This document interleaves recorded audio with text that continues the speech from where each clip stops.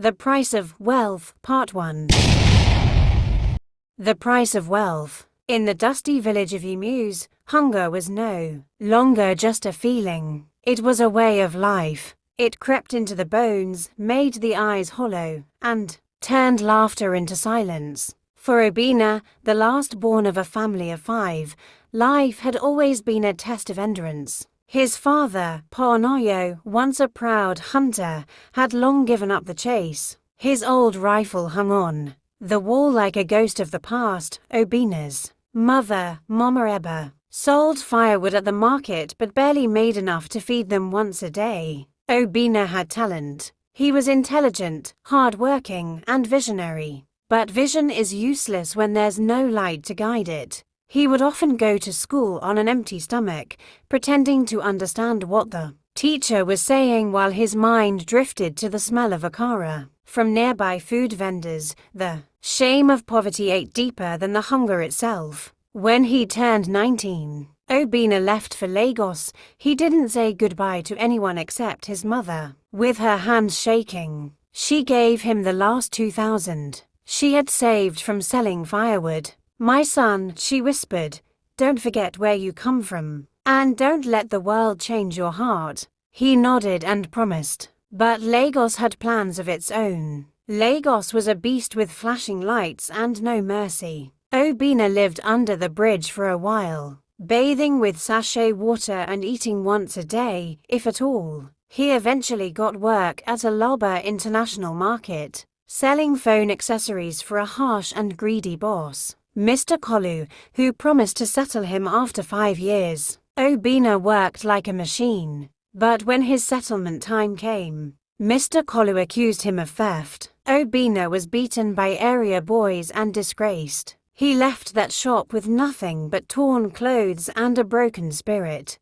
One rainy night, he sat by the roadside, drenched and shivering, watching people drive past in luxurious cars, laughing through tinted glass. That night, something inside him snapped. Whatever they did to get rich, I will do it too. I am tired of being poor. It was on one of those hopeless days that he met Ebuka again. Ebuka was his childhood friend, the one who used to borrow slippers just to attend church. But now, he pulled up beside Obinna in a brand new Benz, with a thick gold chain on his neck and a woman in the passenger seat. "Obind," Ebuka smiled. "Now you day sit here like person way lose bet." Obinna couldn't believe his eyes. They sat in a private lounge later that evening, and Obinna didn't waste time. "Bro, how? Tell me the truth. I'm ready." Ebuka's smile faded. He looked at Obinna with a long, heavy stare. "You really want to know?"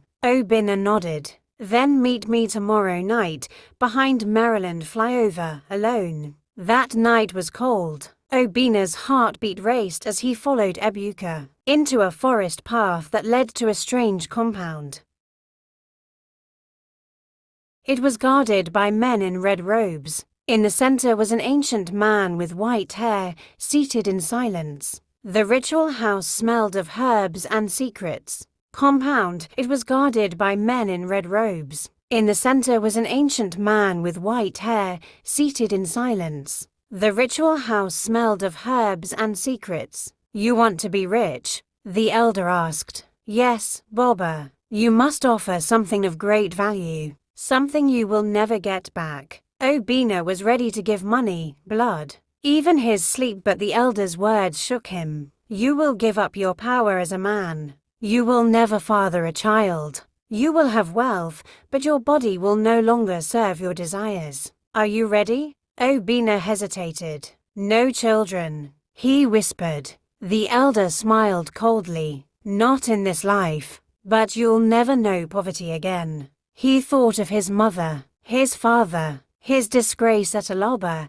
His life had been nothing but humiliation. He took a deep breath and nodded. "I accept." The ritual was done. Things changed overnight. Obinna received a call from a foreign investor who wanted to fund his business. A politician transferred millions into his account after a single meeting. Landlords begged him to rent their buildings. He became a celebrity without singing a song. Everyone called him Odogwu billionaire. He opened a foundation in his village, built his parents a mansion, sent his younger siblings abroad. His mother danced, thinking her son had finally broken the curse of poverty. But only Obinna knew the truth. Every night, he lay in bed, surrounded by wealth but empty. Then came Amara, kind-hearted doctor who volunteered at his foundation. She loved him sincerely, not knowing the secret he carried. For the first time, Obinna felt human again. They got married in a grand wedding that shut down Lagos traffic. But nights in their marital bed were filled with excuses, frustration, and distance. Amara wept. "Obinna, talk to me. What's wrong? Why won't you touch me?" He couldn't tell her the truth, so he lied. He said it was stress, that he was sick, that he needed time. But time ran out. Amara changed. She became withdrawn, then cold. Eventually, she began to come home late. Obinna suspected, but what could he say? Then one day, he returned home early and found her in bed with his personal assistant. She didn't cry. She didn't apologize. "You left me lonely," she said, "and I'm still young. I deserve to feel loved." Obinna didn't say a word. He walked out, got into his car, and drove into the rain. He parked by the lagoon and screamed until his voice cracked. He had everything, yet he had nothing. He returned to the elder. "I want my life back." The old man shook his head. "Wealth has already claimed you. I'll give it all up," Obinna begged. "Then go, give up the riches. Return to your beginning." Everything disappeared. His cars, businesses, fame gone. People mocked him. His fall became the latest gossip. But something returned, peace. He moved back to his village, started farming, built a small poultry business. He no longer had millions, but he had peace. Years passed. He remarried a humble teacher named Chisholm who loved him for his heart, not his wallet. They couldn't have children, but they adopted for orphans. Their home was filled with laughter, stories, and love. One evening, as Obinna sat outside his small house, watching the sun set behind the hills, his adopted son came running. "Papa, Papa, they said in school that you were once the richest man in Nigeria. Is it true?" Obinna smiled, his eyes misty. "I was, but I lost it all." "Were you sad?" Obinna looked at the horizon and said, "No, I found something money can't buy. I found myself." He stood up slowly and walked inside, his heart finally free. Moral of the story: not all that glitters is gold. Some wealth comes at a cost too heavy for the soul to carry. In chasing the world, don't lose yourself, because the real price of wealth may be your life.